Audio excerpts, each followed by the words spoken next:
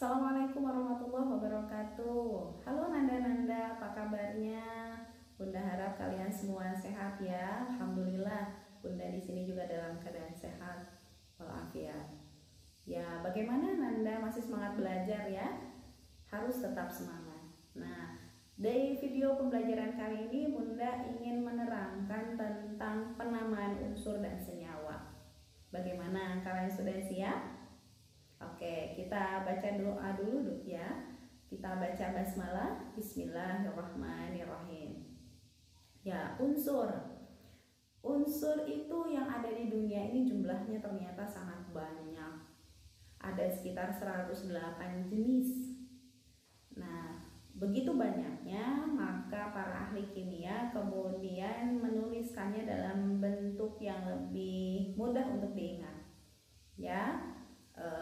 Coba ada berapa nama unsur yang kalian ingat dengan lambangnya? Alhamdulillah, beberapa masih kalian ingat ya.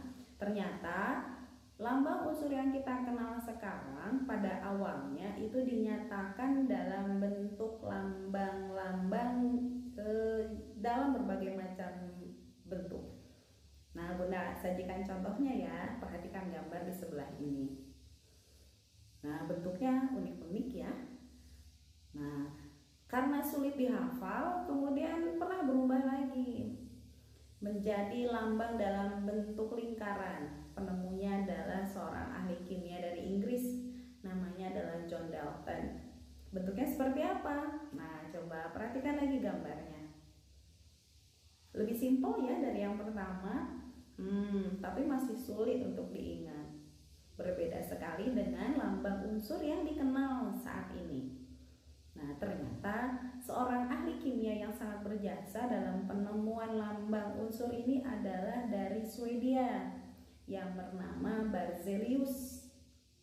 Nah, bagaimana dia membuat lambang-lambang ini? Ternyata ada 3 aturan dasar yang digunakan oleh beliau dan yang kemudian menjadi aturan penamaan unsur sampai dengan saat ini. Nah, karena kita menggunakannya sampai saat ini, berarti kita harus tahu tata cara penamaannya sehingga jangan sampai keliru dalam menuliskannya. Oke, ada 3 aturan penamaan unsur. Nah, sebelum ke sana, Bunda akan dulu mereview sedikit dengan pengertian unsur. Kalian masih ingat? Ya, unsur itu terdiri dari satu jenis atom. Ingat, unsur terdiri dari satu jenis atom. Nah, untuk menamakan unsur itu ada 3 aturan penting tadi yang Bunda sebutkan. Yang pertama adalah diambil dari bahasa Latin. Nah, memang ilmu-ilmu dalam sains itu banyak menggunakan bahasa Latin. Tidak hanya dalam penamaan unsur, tapi juga penamaan spesies juga dari bahasa Latin. Kenapa dalam bahasa Latin ya? Cobalah kalian untuk cari sendiri informasinya ya. Nanti boleh menjadi ilmu tambahan buat kalian ya. Oke, kita kembali lagi mengenai nama unsur dari bahasa Latin. Contoh ya. Besi itu dalam bahasa Latin ferrum. Nah, maka nanti untuk penamaannya akan menggunakan nama ferrum. Kemudian ada lagi emas, itu bahasa Latinnya aurum. Ada lagi kemudian tembaga, bahasa Latinnya adalah cuprum. Wah, susah-susah ya. Nah, tapi ada juga loh banyak bahasa Latin itu yang kemudian diserap juga ke dalam bahasa Indonesia. Contoh, oksigen. Di bahasa Indonesia juga oksigen. Kemudian hidrogen, sama di bahasa Indonesia juga hidrogen. Dan nitrogen. Nah, ada contoh lain? Coba kalian temukan ya. Itu yang aturan yang pertama, bahwa unsur diambil dari bahasa Latin. Yang kedua aturannya adalah lambang unsur ditulis dalam huruf kapital. Nah, ini yang penting karena Bunda masih menemukan beberapa kekeliruan kalian saat menuliskan lambang unsur di pertemuan sebelumnya. ya. Jadi lambang unsur itu hanya ditulis dalam huruf kapital.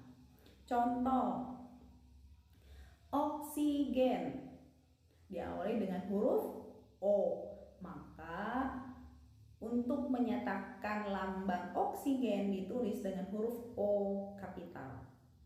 Hidrogen diawali dengan huruf H, maka lambang hidrogen adalah H dalam kapital. Contoh lain, nitrogen diawali dengan huruf N, maka ditulis lambangnya dalam N kapital. Nah, lalu bagaimana untuk yang ada dua huruf itu? Nah, ternyata jika lambang unsur itu sudah digunakan pada lambang unsur yang lain, maka yang nama awal latinnya itu sama, maka dia harus menggunakan dua huruf. Nah, huruf yang kedua diambil dari huruf lain dari nama unsurnya, tapi ditulisnya dalam huruf kecil, ya. Jadi huruf awal tetap huruf kapital, tapi huruf keduanya dalam huruf kecil. Contoh, nitrogen itu hurufnya N, tapi ada juga unsur lain yang ditulis dalam huruf N. Misalnya natrium.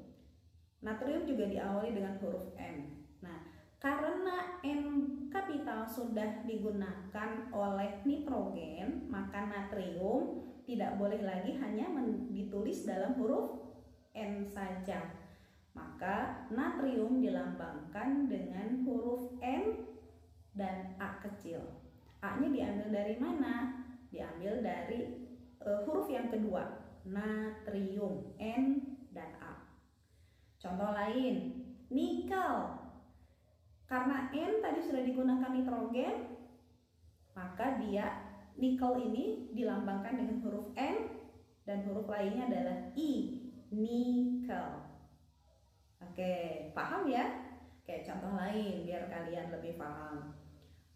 F, fluorin. Nah, fluorin itu menggunakan huruf F. Nah, bagaimana dengan ferrum yang sama-sama juga diawali dengan huruf F? Nah, mengikuti aturan tadi, maka ferrum tidak boleh lagi ditulis dalam huruf F saja. Maka ferrum mengambil huruf lain dari nama latinnya. Ditulislah dengan nama Fe, ferrum. Oke, paham sampai dengan saat ini penjelasan dari Bunda? Alhamdulillah. Nah, Bunda sekarang akan menunjukkan beberapa contoh ya. Menunjukkan beberapa contoh dari unsur dan lambang-lambangnya. Silahkan kalian boleh catat atau boleh diulang-ulang kembali videonya untuk mengenal beberapa nama unsur yang kalian bisa temukan.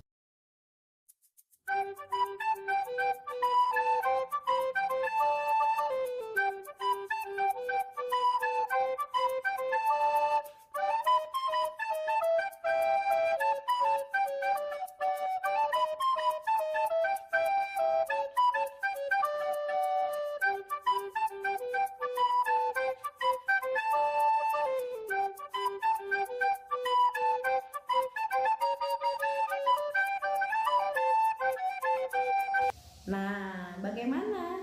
Apakah kalian sudah bisa menghafal dengan nama-nama unsur dan lambangnya? Mari kita tes ya, seberapa jauh nih pemahaman kalian dengan nama unsur dan lambang-lambangnya. Siap? Silakan kalian siapkan catatannya ya. Bunda akan tampilkan soal-soalnya.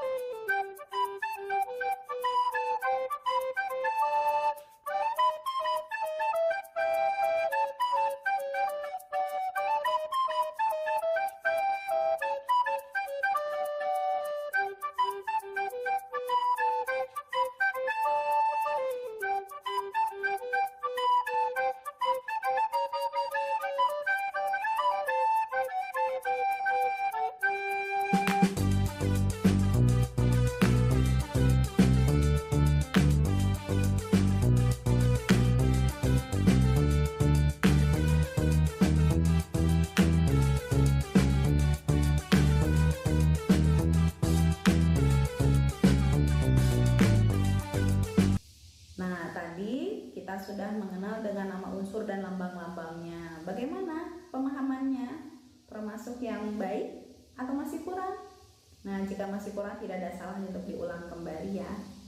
Nah, mengenai senyawa sekarang, bagaimana ya aturan penamaan senyawa? Nah, aturan penamaannya itu dilakukan berdasarkan pengertiannya. Masih ingat pengertian dari senyawa? Oke, kita ulangi ya. Senyawa itu adalah gabungan dari dua jenis atom atau lebih dengan perbandingan tertentu. Dua atom atau lebih dengan perbandingan tertentu. Nah, maka dari itu aturan penamaan senyawa itu juga dilakukan untuk menyatakan unsur-unsur pembentuknya dari jumlah atom yang ada di dalamnya. Ya, contoh karbon dioksida CO2. Artinya dalam karbon dioksida itu ada satu atom C dan dua atom O. Nah, kemudian ada lagi misalnya yang paling mudah H2O atau air.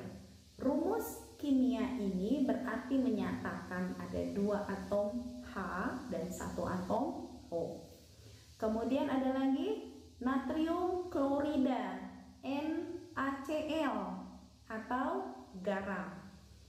Berarti ini menyatakan ada satu atom Na dan satu atom Cl. Kemudian ada lagi misalnya kapur CaCO3. Ada berapa jenis atom ya? Betul, 3. Ca, satu atom Ca, satu atom C, dan 3 atom O. Kemudian misalnya ada lagi MgOH2 ya, atau magnesium hidroksida.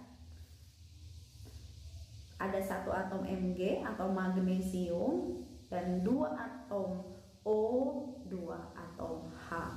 Nah, bagaimana, sudah bisa kalian pahami?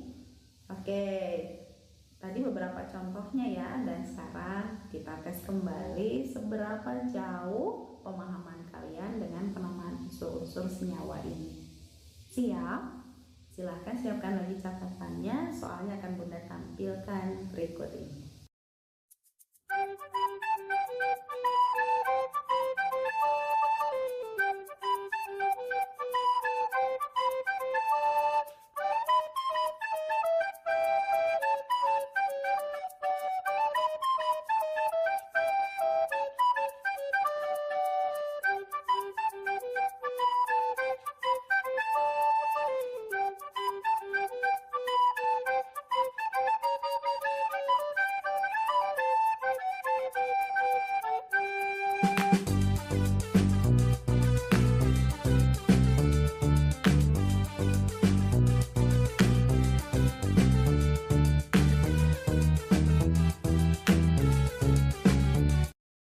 Nah, bagaimana hasilnya? Baik? Alhamdulillah jika hasilnya sudah baik. Tapi jika belum, tidak ada salahnya untuk kalian ulang-ulang kembali ya, agar kalian bisa lebih paham. Oke, kita review pembelajaran kali ini agar kalian lebih memahaminya.